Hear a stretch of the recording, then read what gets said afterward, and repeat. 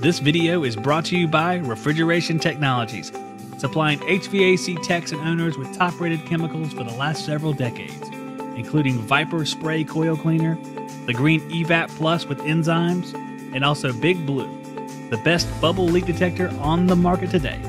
Refrigeration Technologies.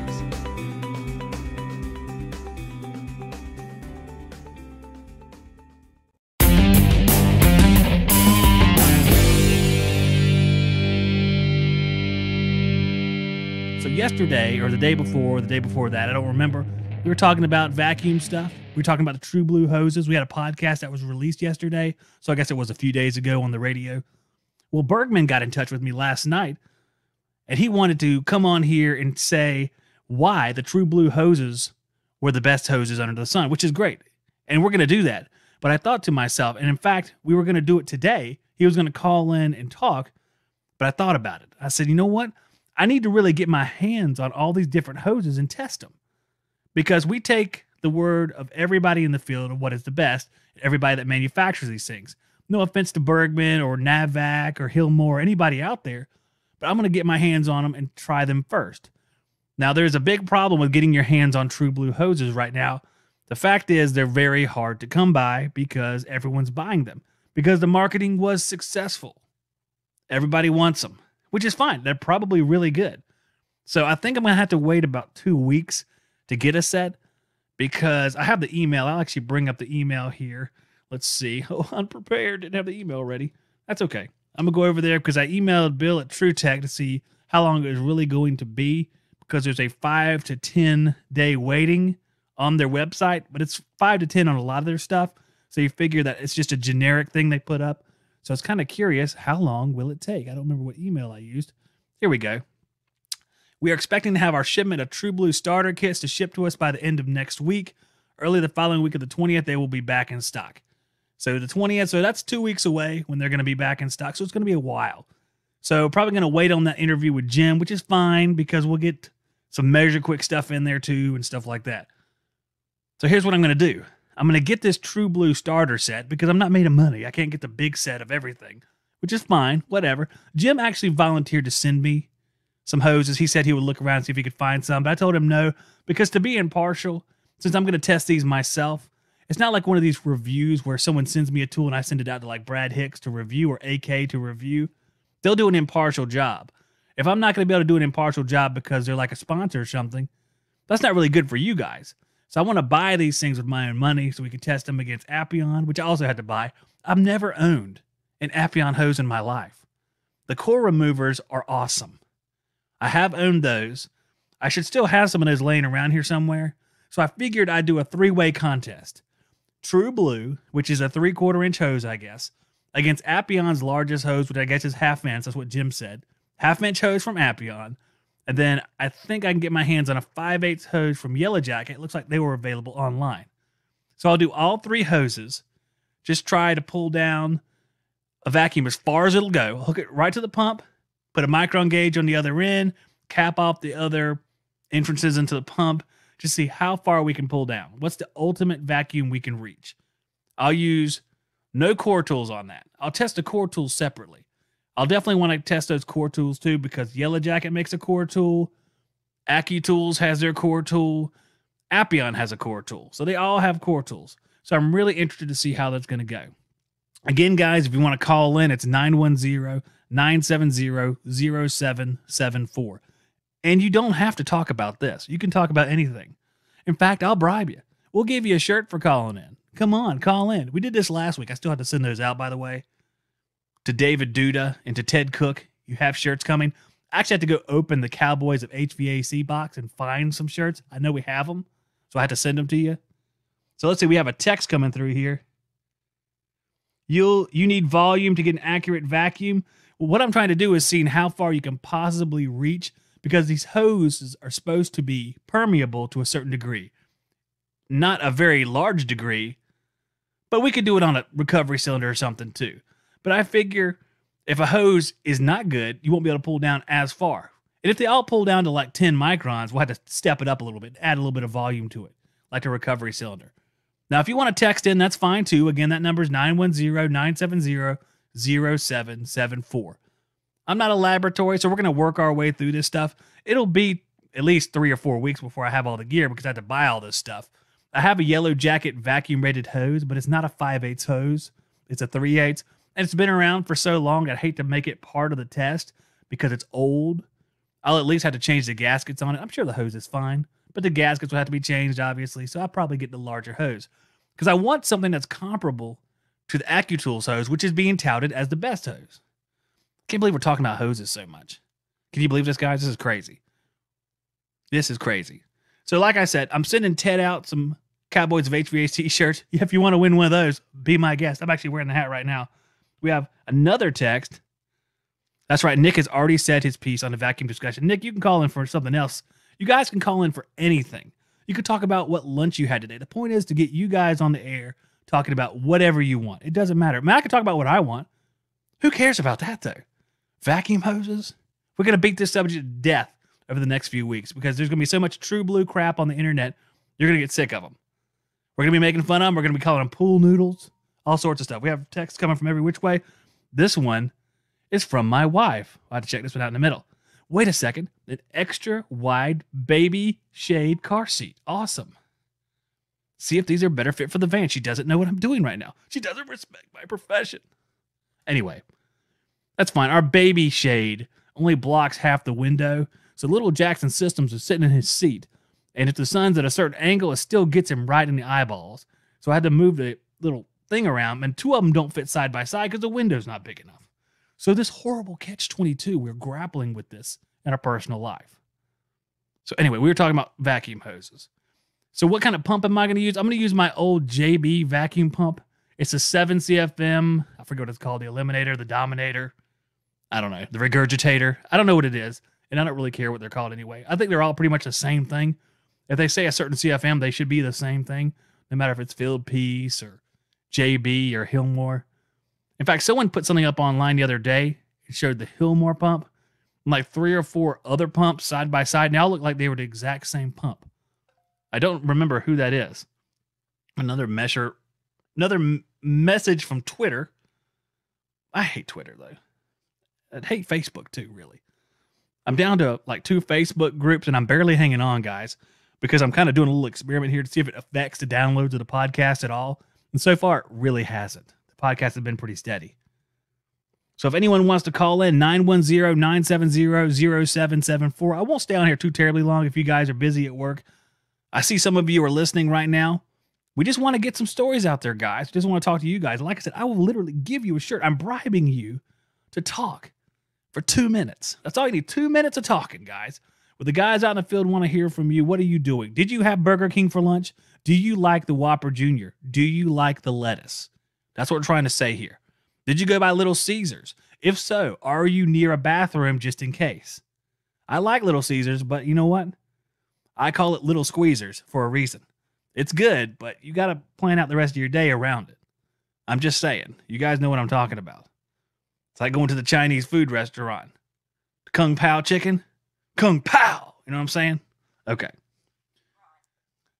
Nicholas Rowan is calling me on the other phone. Nick, if you're listening to this, you're talking on the wrong phone. Let me see if I can switch phones real quick. You're on the air. Oh, hello. Did you call in because you're listening to the radio station? Zach. Hello, everyone out there. You know, I had to switch phones because you're calling the personal phone instead of the radio line. Oh, shoot. I know, it's all right. They're sitting right next to each other. I just had to switch the line in.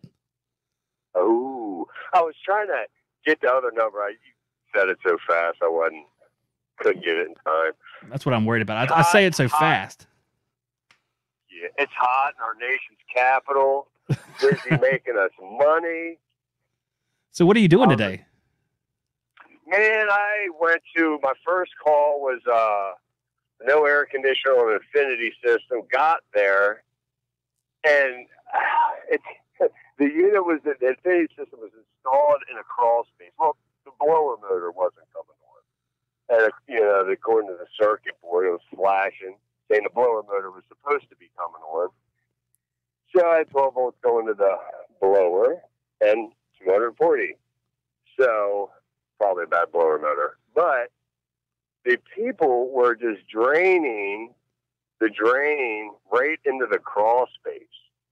And there was so much humidity in the crawl space, it was just raining off of the ceiling. So that was my first call. Wow. And now, the 12 volts, is it DC that's going to the motor? Yes, 12 Okay. DC volts. Yes, sir. I've seen the I drain think thing it a was lot. blue and red. They do that a lot here Say with the that drain. again? They dump them into the crawl spaces. And I had one drain that was just buried in the ground. It was just a sandy area, and it just permeated into the ground. No, this one literally just, they filled it up on a platform. They came out with a trap and then a 90 down and just let it rain, dude. Holy they didn't moly. even try to take it anywhere. Yeah. So I'm going to be going to meet back up with the homeowner later. I mean, there's, I don't want to call it mold. It was a bacterial growth growing everywhere. So we're going to kind of, they got to address the situation before we move forward. That happens a lot in the crawl space, though, man. The crawl spaces are so bad. Those air handlers look so trashy, and no one takes care of them. I know. It's terrible, isn't it? It isn't. They're out of sight, out of mind, man. Yeah, that's that. And then I just left right by DuPont Circle in D.C. off of 19th Street. There's a apartment complex it's a house that they turned into a couple townhouses. Had to clean a couple coils there. And now I'm on my way to my doctor's appointment before my last call. Oh, I hope that everything's okay. Man, I've been having, respiratory issues. I don't know. Everyone out there listening, wear your face masks. Probably what this is from, years of abuse. Crawling around attics without a face mask. Is it something in particular, or is it just overall just running around in attics around insulation and stuff like that? Well, I mean, I don't know what's wrong with me. I just have this cold that came on at I quit smoking about a year ago, and then I caught this cold about 2 months ago, and it's just kicking my butt. I got to go get checked out. I feel like there's no oxygen in the air, so I got to go get that checked out. Well, that sounds pretty horrible, man, especially in the summer heat. Yeah, you're telling me. I just got off the roof. I felt like I was freaking going to die, pass out. Customers won't find me. So, yeah, I got to get checked out. But all's busy, man. The economy's moving here. Hope everyone in Radio Land is doing good. I think most of them are, especially this time of year. You come back and ask them again in 6 months how they're doing. Yeah. Man. So I just thought I'd call and check in, man. I don't get to catch you live very often. I'm glad you put it on your podcast. That's usually how I get to catch you in between calls. Cool. Yeah, man, that's why we do it, just in case you guys can't listen to it during the day. And I don't have a fixed time yet. I'm still working on that, so it's kind of hard to catch them. Cool. So are we live right now? We're live right now on the app and on the radio station. We are live. There's dozens of people. With dozens and dozens. With teams of people listening. Yeah, man, they're everywhere. Man. It's just like any other radio station except without the people. That's awesome. Yeah, life is good here. We're doing, we're doing about 3 change outs a week, for us. That's pretty good. It takes us about, we usually schedule about 2 days to do a change out. We take our time, make sure everything's squared away. But, yeah, we're doing about 3 a day, constantly moving. That the refrigerant 22 is kind of a blessing, isn't it? Yes, it is. Telling people it's going to be $1 million to charge your system. Yeah, I think that's what salesman told me. That's what salesman training taught me. You want to give them this line here. Yeah, it's $1 million. Close to it. And then it's just going to go leak all out. Yeah, that's right. You could have put it in one side and watch it go out the other side. No, it's good, though. I tell you, hey, and something about all these drop-ins, and, we don't mess with them. So I don't have any, the only experience I have with them is hearing you all talk about them. You know, so see, they seem like a good thing, but losing 30% of or 20% of your capacity, you know, that just seems kind of a lot. It is. Depends on what you're reading. It depends on how much you're losing, and it's a little bit confusing. Yeah. Well, only thing I know is from what you all talk about. So keep up the good work, man. Love it. Yeah, man. Well, you know, I have one more thing to talk to you about because 6 months ago you were sending me some pictures so I could do some work for you, and you never did. Oh man, do you remember that? So busy. I know. I figured. I was like, man, he's slammed. I didn't forget about you, man. Yeah, you know, just Johnny shows a brother love. And hey, you know, you call our office, and that's who you hear. You hear your pretty voice. Thank you for calling Rowan Heating and Air Conditioning. That's right. Awesome. That's so cool. I thought about calling it at night. What happens if you call it at night just so I can hear my own voice? You can. You totally can. Well, what we do is we have like I think it's called Ring Central or something. Everyone gets an email when someone calls, and everyone, if you leave a message about like picking your nose or something, everyone gets that message. Every technician, and the owners and everything. So it's great. I'm gonna call in at like 1 a.m. and say, I just want to tell you guys, I just love you guys, and I hope y'all have a great day. And we'll all get the email and be like, "What the truck?" Yeah. It'll be great. Who's this guy? Oh my gosh! I live in North Carolina. You think, I need a estimate on my unit. Yeah. What's your trip charge? Yeah. What's your trip charge for the plane ticket? And, hey, Nick, someone was talking about the Bosch units, about a capillary. Oh, it was Brian Orr talking about capillary tubes on Geo units. I think most Bosches are set up that way, if anyone's listening. And I think like water furnace, they use a TXV that meters both ways. It's a double meter in TXV. So I don't know if anyone. Well, that's an interesting point. That. You know, Rheem did that too. Their package units have they have TXVs. There's only single TXV. It goes both ways, and they have pistons on either side of the TXV. Ooh. It's weird. But yeah, they use that too. Yeah. That's how she goes. That's the fun fact for today, everybody. Was that water furnace? Is that what you said? Yeah, water furnace uses the TXV that goes both ways. That's what I'm most familiar with, the water furnace. I call them Geo, the water to water, or water to air. That's mainly what I'm working on. I have worked on a couple boats, though, with Geo, with Bosch units in it. Boats are fun to work on. They're nice and clean underneath there. I guess they don't develop dust like a normal house does. That's interesting. Where do they get the water? Is it just drawn out from somewhere random, some piping in the water? How do you get water into the unit?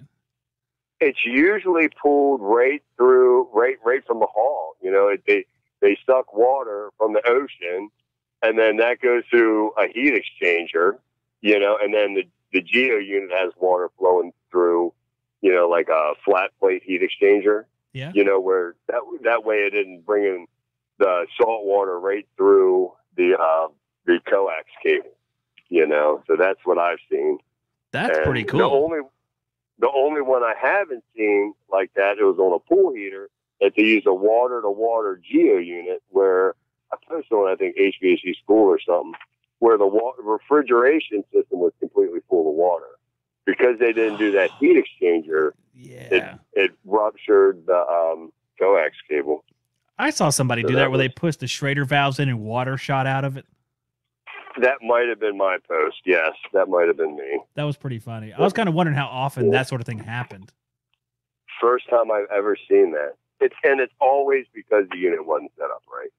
Always because especially water furnace, they're my favorite. I mean, they are just built tough as nails. I just love them. Wipe my hands down with some blue rags and then Blue Monster rags. All right, Zach. Well, I wanted to call and get on air and say hey to everyone and keep on doing y'all's thing. Drink plenty of water. Yeah, man. Well, I appreciate you calling in. That was great. I have to send you a shirt now. You just won a shirt. Man. I love your shirts. They're the best. I'll probably already have your information, but if I don't, I'll touch base with you. Okay, that's awesome. Thank you so much, Zach. Hey, keep up the good fight, man. Love your radio station. Love the podcast. All of you guys that are doing it, keep it up. Thank you, man. Doing a good job. I appreciate you calling in, man. All right, man. Bye. All right, take it easy, Nick. See you. That was Nick Rowan. A lot of you guys know him. Let me turn down the phone here. I'll switch him back in case anyone else wants to call in. We'll stay on the air for a few more minutes. That's pretty cool. Maybe we'll get him back to talk more water furnace stuff because I don't know a whole lot about that. So that'll be kind of cool. Turn everything back up. Here we are. So if anyone else wants to call in, you can. I'll stay on here for a couple more minutes till 3 o'clock. I know I have to sneeze. That's going to be a problem. I have to mute the track and sneeze here in a second. So if I disappear, that's what happened. And here it goes. Well, never mind. It didn't happen. It'll happen. Let me look up at the light. All right, we have a call now. Let's see if I can stave off this sneeze and take this call. You're on the air.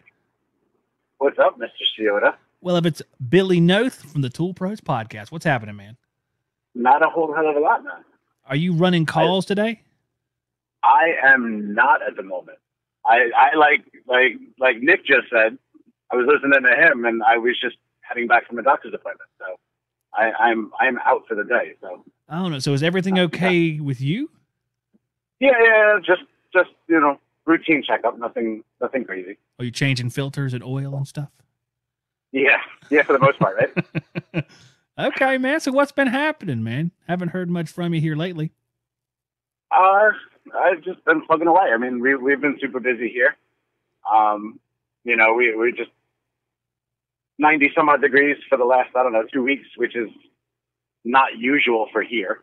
So we've been kind of swamped and going crazy. No, man. So what have you been working on? Just ACs? That's what y'all do, right? Just all ACs. Do you do hydronics in the new company? Yeah, we do hydronics. We work on quite a few boilers and a couple of chillers, smaller chillers, nothing too big. But yeah, AC. And, this year's been the year of evaporator coil change-up under warranty. Oh, no. So, yeah, it's just been horrible. So what brand is it? The brand you guys sell or just all sorts of brands? Actually, it's been Lennox after Lennox after Lennox, and then now Fujitsu for their mini split heads. I have a house that I just changed one of the head units because it was leaking for the second time, and now one of the other units is being changed because I just found a leak in that one. And it's just been, he's got 3 head units in the house and 3 separate systems, not even just 3 head units, 3 separate single zone systems, and all of them now have had the head units changed or the evaporator coils changed. How hard is it to change those evaporators? I don't know because somehow, some way, my bosses wind up getting whole new head units. So it's just been swapping the unit out. I haven't had to play with the evaporator coils themselves. But it seemed like it might be a pain in the butt. It just looks like one of those things like that people don't want to do. Yeah, no, it's definitely not something I would want to do. So if he's going to get another head, then, more power to him. Now, how many of those Fujitsus do y'all put in? Is that like your main mini split brand? Not as of now. I mean, I guess they stopped with Fujitsu a couple years back when Lennox came out with their own because they're one of, a pretty big Lennox Premier dealer. So they went to Lennox mini splits and really haven't had any issues with them. And, so going back to Fujitsu, they stopped probably about 4 or 5 years ago selling that as their exclusive line of ductless. And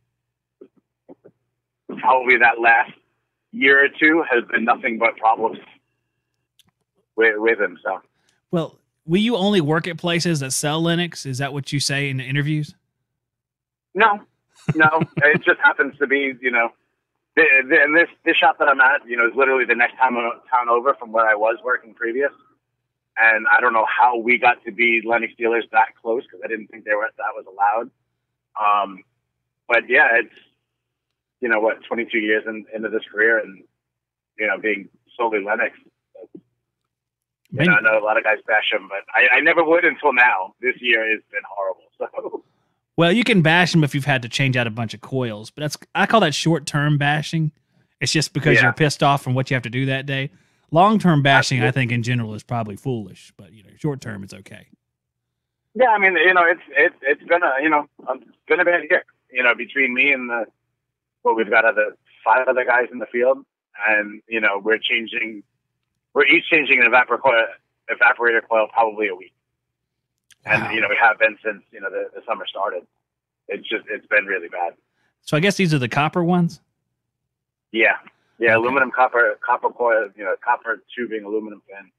I had to change a condenser coil on a 7.5-ton rooftop that was only 2 years old for the same thing.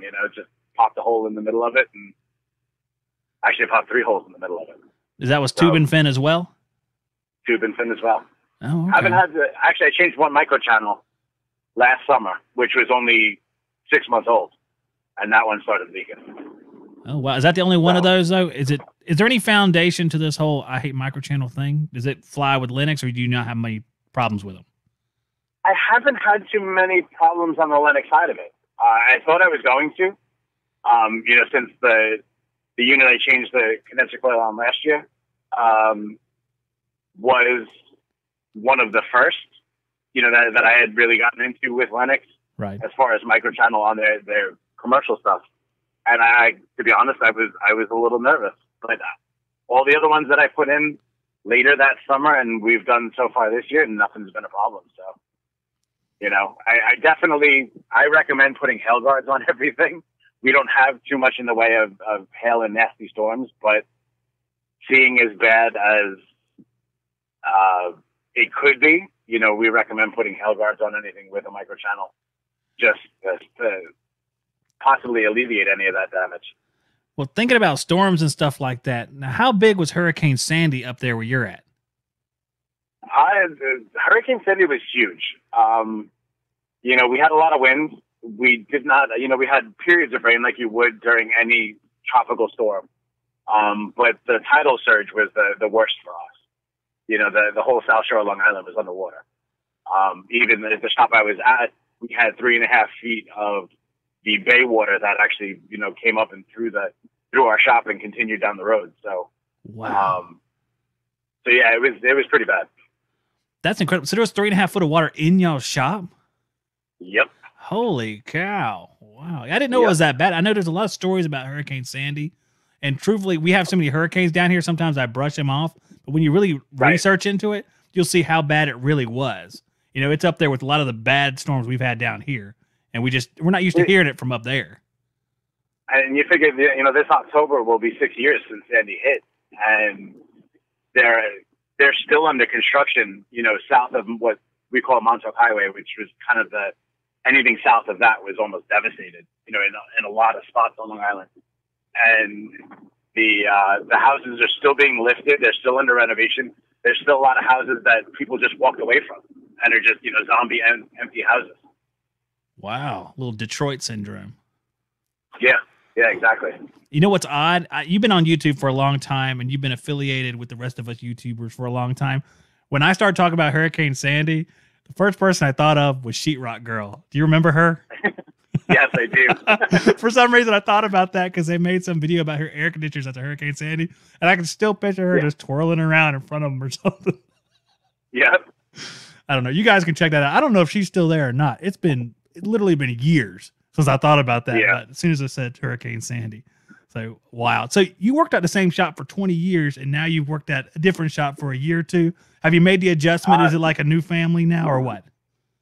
I that's a touchy subject, but yeah. You don't have to answer if you don't want to. It's very different. I came from a much smaller shop. I did my own thing.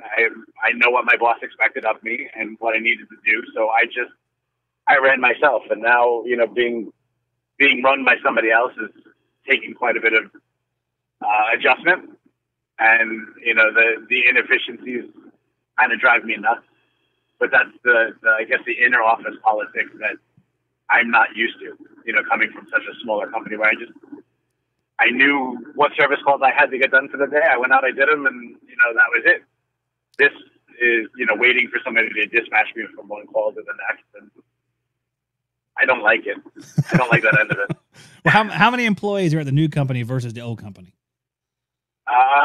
With all the office people, somewhere around 22, I guess, between installers and whatnot. I guess there's about 22 of us at the new company, and the old company, literally at the end of it, there were 3. Oh, wow. Okay. And it was family too, right? It was you and family? It was me. My uncle ran the sheet metal shop there, and then it was my boss and his son for quite a few years. Now, you were active with welding and metal shop stuff before. Are you still the same way now, or is it sort of not your area anymore as far as with the new company? Well, because of the YouTube channel, I did get a lot of free welding equipment that I actually have to take from my shop and actually put it in, from I still keep calling it my shop because I still have the key to the door. Right. But take it from the old shop and, bring it to my house and get that set up. Oh, wow. But yeah, welding will always be a part of what I do. It's fun. It's a ton of fun. So. Well, I'll tell you the best episode, or one of the best, I won't say the best because there's a lot of good ones, but one of the best episodes of Tool Pros was where you really took the reins and had that welding guy in. That was a really interesting episode. That was very different. That was very different for me because, Brent kind of definitely does dominate because he's so much better with the questioning than I am. But he didn't know anything about welding. So, we wanted to have Art Junkie on, and it was, definitely more my end of it. So, that was fun. I liked that one. I think that was one of my favorite ones to do. Oh, yeah, it was really nice. And that guy was, you said Arc Junkie. Now, is that an Instagram guy or a YouTube guy? Instagram. He's got a YouTube channel, but he's definitely huge on Instagram. He's got his own podcast. People want to check that out, too. Oh, yeah, he sounded good. Yeah, he's definitely good. I just saw that he doesn't have an episode out this week, but because he got stuck at his shop working. So he's super busy. He's very knowledgeable. So he was definitely fun to talk to. So I'm going to wrap this show up, Billy. I appreciate you calling in, man. I'll let you get back to awaiting the dispatcher, and feel free to call in tomorrow if I get to do this again, hopefully. Absolutely. All right, man. Well, I'll see you on the next one. Thanks, man. All right, brother. Later. Bye. That was Billy Knoth from the Tool Pros, or Knoth. I shouldn't say Knoth. I should say Knoth. But we're going to wrap up the show. I'm going to play my outro again because I wanted to practice playing it. That's really all I want to do. So I'm going to turn that on. I'm going to get out of here, guys. And I will see you on the next... Wait a second. I'm going to try to do this on a regular basis. So if I can do this between 2 and 3 o'clock each day, which is right before my kids come home from school and the dog goes crazy, and right after my lunch, it'll be perfect. So I'll try to keep you guys abreast of the situation. If you want to be notified when I'm going live on this channel, first of all, you can text me. I want notifications and your name to 910-970-0774. That's the best way to get notified. Until we have this ironclad schedule, that's how you know when I'm going live. So with that, I'm going to get out of here, guys. Hope you enjoyed the show. Look for the podcast coming up in a few days. And I will see you on the next one.